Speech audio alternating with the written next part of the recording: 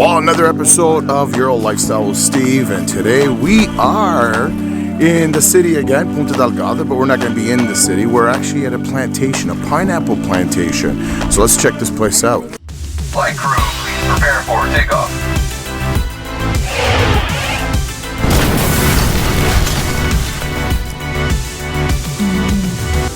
So in the Azores, pineapples are a true delicacy. We all know if you are Portuguese, everybody always comes back to Canada with a pineapple. So this plantation is pretty cool. It takes 2 years to grow one pineapple. 2 years to grow one fruit. I wonder how much these pineapples are going to cost us today. So they grow these pineapples in these greenhouses, obviously because the Azores is not truly a tropical island like the Caribbean or so.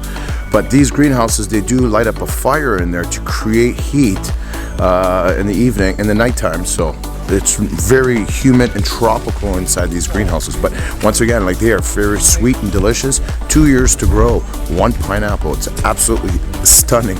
I can't believe how long it takes to grow one piece of fruit. You would have never thought that. Hey guys, so we're in the gift shop here at the plantation, and they have this beautiful pineapple liqueur. This is my second one. The first one was to test it. This is good. So this is the second one. Me and Jimmy are going to do it. We're going to do 2 or 3. Very. It literally made of my wisdom teeth. Very sweet. It's good, especially if you're sick with a cold. You want that. I just bought 2 of these small little bottles right here. Really good stuff. It's coming back to Canada with me.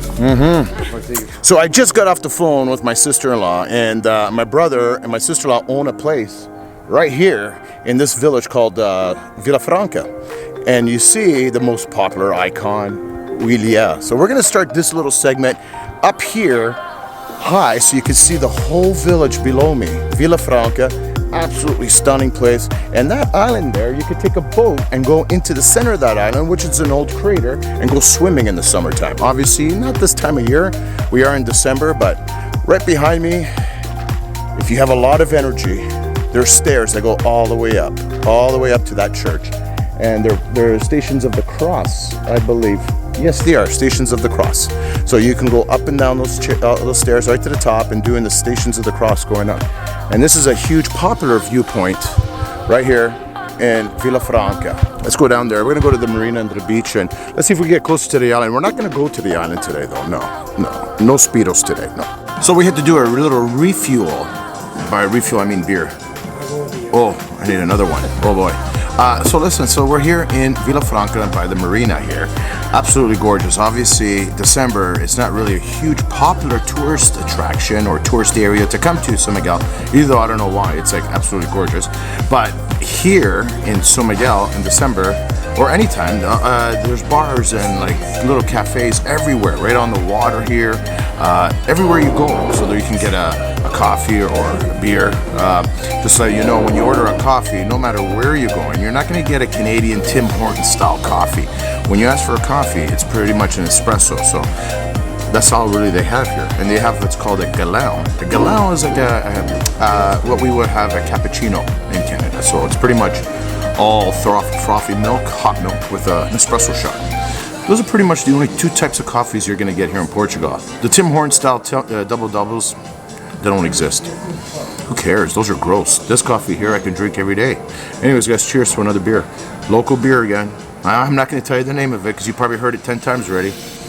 Gorgeous place.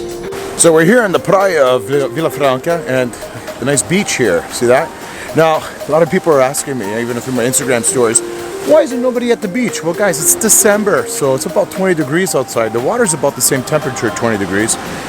It's just not that type of heat that you want to be in the water. So right behind me here is a brand new hotel here. So you can stay there and then go for a swim there. And obviously walking distance to restaurants and walking distance to bars and everything all in this little area. So once again, the village I'm in right now is Vila Franca, and that's about it. So now we're just going to travel over to one more area, and that's the island, the little Ilia, and we're going to fly the drone over there, I think. Well, we're going to see how it is when we get there, but we're not going to go to the island by boat. We're just going to go and see if we can fly the drone over there to the island. So right behind me here is a very popular attraction here in Vila Franca. It's actually called the Ilia, so it's the island, that's what they call it. In the lower part there, that's actually a big open crater where you can actually go swimming in there. And there's a boat that comes from the mainland, which is from the marina all the way behind my uncle over there. Goes right across, and you can go out there and go spend the day and swimming inside that crater. The water is absolutely stunning. I'm going to fly the drone over there. Actually, I probably am flying the drone over there right now while we're talking. So I'm going to try to get as close as I can into the island there with the drone. I'm just afraid, you know, the drone could go 4 kilometers away, but and the island is probably about 1 kilometer away from the mainland here, but I'm just, you know how it is. Imagine if I lost that drone out there. But anyways, so this island here, you can go swimming in it. It's pretty cool. You take a little boat ride from the mainland here in Vila Franca out there. You can spend the day out there. Just one other thing about this island that you see here, Red Bull does the cliff diving competitions on the other side of this island where there's really tall cliffs and very deep water. So the Red Bull cliff diving competition is done at this island right here. So if you want to see that, YouTube some cliff diving competition videos. That's the island that they do it at right there. Great day here at Vila Franca. I think we're gonna call it quits on this one. So guys, I hope you enjoyed today's videos. Actually, before I do that, do you see this nice panoramic view of Vila Franca? Right now, the drone is capturing a beautiful view of the town, the city of Vila Franca. It's absolutely stunning. It's right by the water. It's absolutely gorgeous. A lot of people have been buying older homes here and building brand new homes here and retiring here in this little village, well, the city of Vila Franca. So. Okay guys, we're cooking with my uncle today, and that's my mom's baby brother, and he's an amazing cook, and my mom's an amazing cook, and I love to be an amazing cook because I learned from the best, and that's them. But today we are cooking red snapper, okay, in Portuguese is boca negra. Got some onions, we got some sea salt right now. This right here is Portuguese pepper paste. Okay, so pepper paste, obviously on the fish. Looking good. These red snappers here in the Azores, we have 6 of them, and obviously being surrounded by ocean, a lot of good fish here. Okay, so we got some fresh parsley now going in there. So we got sea salt, we got fresh parsley going in there. We got some Portuguese pepper paste, which you can get in any store. The Canadian brand is Firma, and you can get sweet or spicy. Got some onions in there, and this fish will end up there. Just obviously we're creating the marinade right now with my uncle here. Good job. Okay, fresh lemons from my uncle backyard. He's got a lemon tree back there, and we're putting some fresh lemon juice in there. Whoa, there comes the wine. We got some red wine. Obviously that's really good for any meat or fish. Red wine.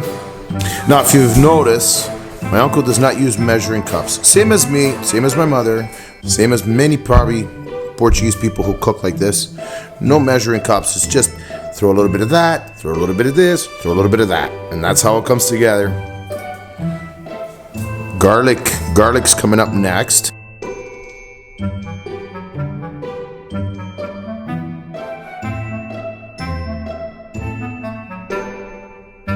Now we're just putting some extra virgin olive oil across the top. Looking good. Smells delicious. So now we're chopping up a fresh tomato.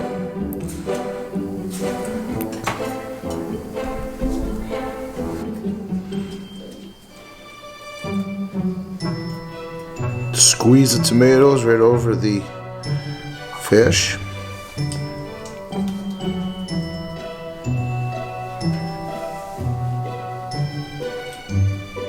Now we're just grinding up some black pepper for the top of it.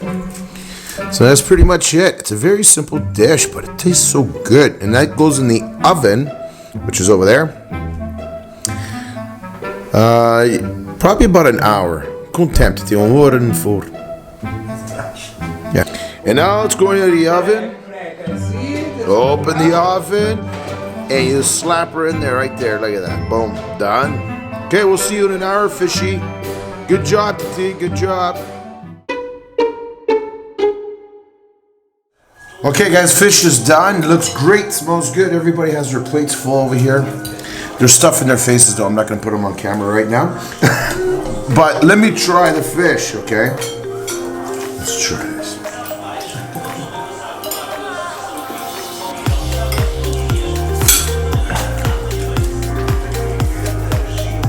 Go on. Now I've made this back home in Canada and it's never the same. I like the flavor of this one. The one we usually get at home is generally frozen. Could get fresh. Costs are a lot more, but love it. Thank you to T. Buca Negra, red snapper, so good.